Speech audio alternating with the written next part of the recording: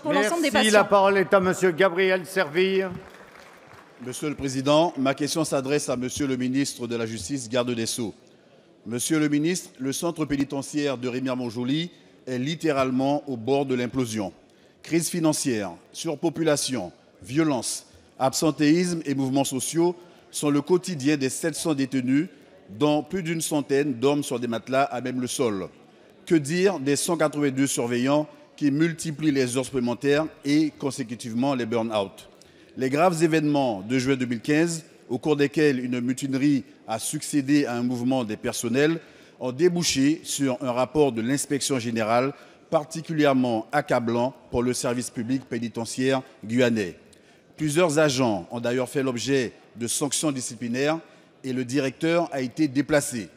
Cette situation est connue depuis fort longtemps et je n'ai eu de cesse de tirer la sonnette d'alarme quant aux graves manquements observés, tant en matière de conditions de travail, de détention, que pour ceux qui concernent le climat délétère et les violences qui semblent régner au sein de ce centre pénitentiaire. Hélas, voilà des mois que les questions écrites et autres courriers que je vous ai adressés, tout comme les demandes d'entretien auprès de votre cabinet, demeurent sans réponse. La réforme engagée par notre gouvernement promettait pourtant d'alléger les conditions d'exercice de notre politique pénitentiaire. Bien au contraire, le manque cruel de places et de moyens pèse lourdement sur une justice déjà à bout de souffle. Monsieur le ministre, face à votre silence, les associations, les syndicats et la direction multiplient les appels au secours. Quelles mesures comptez-vous prendre pour que les services publics de la justice et du centre pénitentiaire guyanais soient rendus avec efficacité dans le respect de nos engagements internationaux en matière de droits de l'homme? Je vous en remercie. Merci. La parole est à Monsieur Jean-Jacques Urvoas, garde des Sceaux, ministre de la Justice. Oui, Monsieur le Président, Monsieur le député, la situation que vous décrivez est rigoureusement exacte et cela dure depuis 1998, date à laquelle a été ouvert ce centre de détention. Nous y accumulons toutes les difficultés. Surpopulation, vous l'avez dit, le chiffre que vous donnez est même en deçà de la vérité, puisqu'il y a aujourd'hui 880 détenus. Nous avons un taux de suroccupation de 143%, 100 personnes dorment au sol. J'y ajoute un absentéisme des personnels qui est inadmissible. Inadmissible, bien au-delà de toutes les normes supportables. Et vous avez une violence dans l'établissement qui fait honte à la République.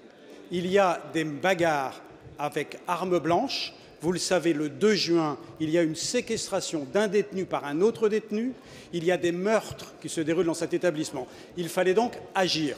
La garde des Sceaux, Christiane Taubira, avait pris la décision de faire une inspection auprès de l'inspection générale des services judiciaires. Ce rapport lui a été remis en octobre de l'année dernière. Depuis, Monsieur le député, chaque mois, nous avons pris des décisions pour que cette situation soit rétablie. Des sanctions, des radiations. J'ai prononcé des radiations de personnel de cet établissement pour faute professionnelle. Nous avons déplacé des détenus. Certains dans les Outre-mer, les autres ont été ramenés dans l'Hexagone. Pour les autres, nous avons engagé des travaux parce que j'ai débloqué, avec la modestie des moyens que vous connaissez, des crédits pour permettre que l'oisiveté soit plus aujourd'hui la pire des choses dans cet établissement. Il y a donc des crédits sur la réinsertion qui ont été débloqués et nous prenons des formations. Mais c'est vrai que cela ne suffit pas, Monsieur le député. Donc il faut faire plus. Il y a deux choses qu'il faut faire et j'espère que vous allez m'y aider. D'abord, il faut obtenir que certaines organisations syndicales calment le jeu plutôt qu'aujourd'hui inciter à la situation désastreuse de l'établissement. Deuxième chose, la moitié des détenus qui sont incarcérés sont de nationalité étrangère, Brésil, Suriname et puis un troisième pays qui m'échappe à l'instant. Il faut, et je vais le faire, engager des négociations avec ses partenaires pour que ces personnes soient incarcérées dans leur pays. Merci, Monsieur le garde des Sceaux.